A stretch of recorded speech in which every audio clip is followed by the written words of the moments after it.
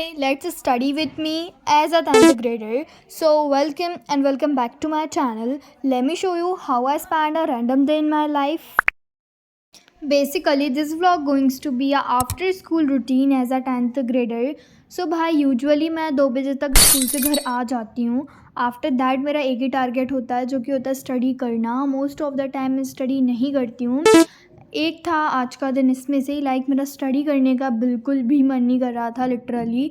सो मैंने चूज़ किया कि मैं हिंदी को पढ़ती हूँ. जब भी मेरा पढ़ने का मन नहीं करता ना तो मैं हिंदी को उठा लेती हूँ जो कि मेरे मूड को एकदम फ्रेश कर देता है बिकॉज़ मैं हिंदी को बहुत ज़्यादा कम पढ़ती हूँ. भाई मैंने लास्ट ईयर का पेपर देखा एंड उसे देख के मुझे लगा कि हिंदी पढ़ना भी इम्पॉर्टेंट होता है. अगर मैंने नहीं पढ़ी ना तो मैं कुछ नहीं कर पाने वाली हिंदी के एग्ज़ाम में. एंड मेरे मिड टर्म भी आ रहे हैं तो मेरे को उसमें भी अच्छा परफॉर्म करना है.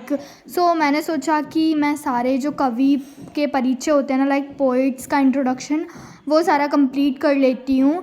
एंड मैंने अगस्त का प्लेनर भी बनाया था तो उसमें भी ये सब कुछ मैंने here I am doing Tulsidas का जीवन परिचय जो कि मेरे को काफ़ी अच्छे से याद हो गया था. आफ्टर दैट मैं चली गई थी market to buy some stationery जो कि मुझे सबसे ज़्यादा अच्छा लगता है. मुझे स्टेशनरी से तो एक अलग ही ऑब्सेशन है.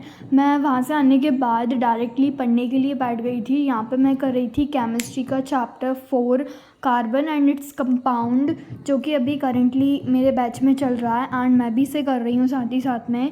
एंड ये चैप्टर वैसे मुझे काफ़ी अच्छा लग रहा है. इतना डिफ़िकल्ट भी नहीं लगा मेरे को.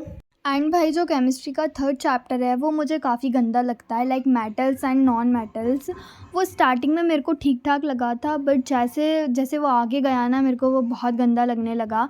मुझे उसमें कुछ समझ ही नहीं आता तो मैंने उसके बैकलॉग्स भी अभी तक कंप्लीट नहीं किए हैं इसी चक्कर में. बट वो मुझे अभी कंप्लीट करना है बिकॉज़ मेरे एग्ज़ाम्स आ रहे हैं पास मिड टर्म के तो मुझे भाई कंप्लीट करना पड़ेगा. एंड केमिस्ट्री का 2nd chapter is my favourite acid and base में. एंड भाई 1st चैप्टर भी मेरे को नॉर्मल लगता है. जब मैंने उसे स्टार्ट किया था अप्रैल में मेरे को वो बिल्कुल समझ नहीं आता था क्योंकि 9th में मैंने कभी इतने अच्छे से केमिस्ट्री को पढ़ा नहीं था.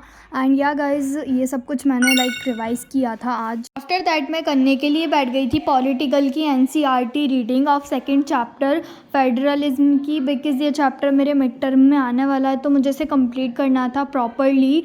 एंड ये चैप्टर मेरे बैच में भी हो गया है एंड स्कूल में भी कब का बट अभी तक मैंने इसकी NCERT रीडिंग नहीं की थी तो आज मैं वही करने के लिए बैठ गई थी. एंड मेरे मिड टर्म में SST में टोटल आ रहे हैं 8 चैप्टर्स 2 हिस्ट्री के, 2 ज्योग्राफी के, 2 इकोनॉमिक्स के एंड 2 पॉलिटिकल के. सो भाई मुझे ये करने थे सो दैट कि मैं आई थिंक फुल मार्क्स ला सकूँ अपने SST में.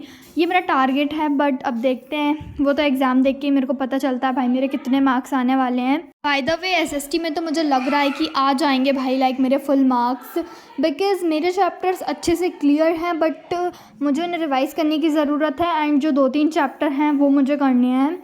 स्टार्टिंग के तो ऑलमोस्ट मेरे को सारे आते हैं बस जो नेशनलिज्म इन इंडिया है वो मुझे एक बार और करना है. तो चैप्टर मुझे अभी तक अच्छे से आता नहीं है सो मुझे उसे भी करना है. That I did my some Hindi ka homework and yeah guys that's it for this video. Do subscribe the channel.